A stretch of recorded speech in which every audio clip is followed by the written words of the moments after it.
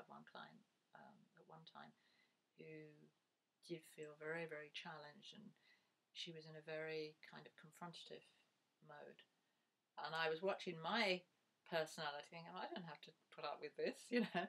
But I knew that if I held that posture of openness and continued to receive and receive the armouring within her, which had previously in her life always given her the permission to walk out of a situation blaming the other person because they either blew her out or because they rejected her or they abandoned her. And I felt that so deeply, and I thought, no, I do care enough that I'm going to come from a place beyond my personality and truly receive you and hold that space. And once I was able to do that, something in her felt it. The armouring broke, the tears flowed, and after the tears, the love flowed. Wow.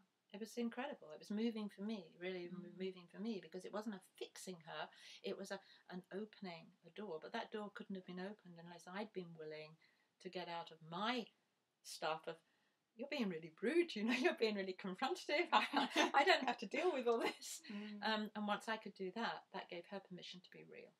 And then in that real space, the healing happens. I'd say transformation. It's not about healing. It's about transformation. Okay, so you've mentioned before about attracting more male clients and younger clients recently. It's been really strange. When I first started working, I would say I was working predominantly with women. And often they would be women from 40 upwards. Over the years, it started, I think, when I was working with women who eventually wanted their partners to come along. Somewhat reluctantly, they'd come along. But over a period of time, what I've noticed is that younger people are coming, and there are more men coming. And I can honestly say at the moment, I've got 50% men, 50% women. And the reason I think that's happening is because I think women are waking up. They're speaking their truth, they're speaking their heart rather than game playing, which in turn is bringing their partners into an awareness that actually I do not only need, but I want to open to a deeper part of myself. So very often, initially, men will tend to come because they feel that it will benefit their relationship. But what is beautiful is when men are coming from their own volition as well, for their own spiritual journey. And that's my bliss, that's my gift. And younger people, I think, are coming because there is more awareness of stress, there is more fear, there is more anticipatory tension, and a lack of really having a feel of a direction. Because there is no certainty. The media is certainly perpetuating this whole fear dynamic, and most people either plug into that through reading, watching, listening, and I think that's affecting people a lot. And our power is buried under fear, and if we can love each other out of the fear, then we are so empowered. It's magic. It's unbelievable. So do you think people, younger people, are being more aware of Dharma? Are becoming more... Yes, receptive? I feel so. I feel they're talking out, they're speaking out both to themselves and to other people of like, what am I doing? Why am I doing this? What is it actually giving me? And realising that somehow deep in here they're hungry, and they're beginning to realise that hunger isn't actually being fulfilled by running out and finding a partner, which is how we've been led to believe that our hunger will be nourished. So we've been fed this illusion, and it is an illusion, that this ultimate joy and bliss is going to be found within a relationship, and it may well be for the first year or so, but then ultimately then we encounter the transformative process. And when two people can work together with that, then I think they're hand in hand and they're skipping into the depth of their potential in life. I think it's beautiful, absolutely beautiful.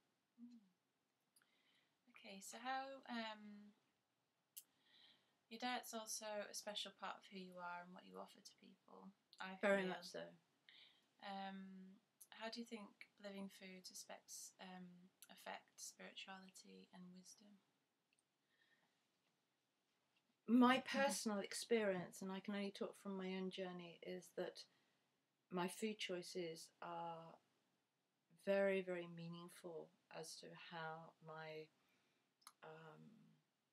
spiritual journey evolves. And I have a hesitancy around that word spiritual right now because it's kind of overemphasized. And let's say conscious awareness. I feel our conscious awareness is affected by the nutrition we choose to feed ourselves with. And I don't just mean food. I mean what we read, what we watch, who we hang out with, where we go, where we choose to live, how we choose to be with ourselves. And food for me is a huge but one limb of those choices that create conscious awareness. So what I found over a period of time, and it wasn't by reading books, is that my diet shifted over a period of time from sort of traditional junk food. And I say junk food, if you think about it, there wasn't the amount of junk food around when I was into junk food as there is now. There weren't those options. I mean, I can remember a life where there wasn't any frozen foods, for instance. They just weren't around. So it started through the traditional health food. So, wheat germ and orange juice and all that sort of stuff. Then it moved into vegetarianism, and that seemed to be a natural evolution. Then macrobiotics, and slowly into veganism. And what I noticed, this wasn't about just a belief system, it was about a reality that I started to see, think, feel, and intuit more deeply.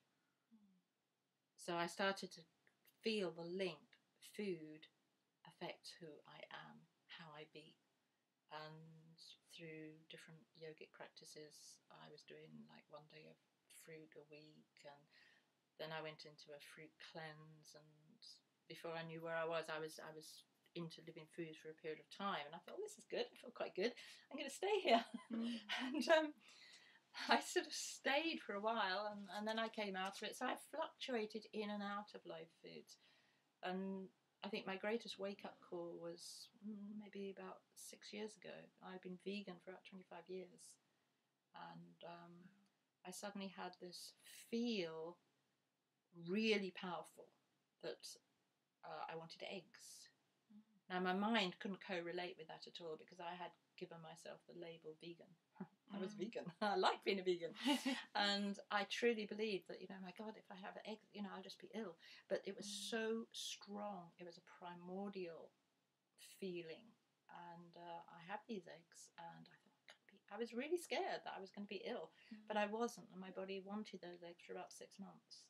And I'm so proud of myself that I trusted the wisdom rather than stayed within the conceptual restriction.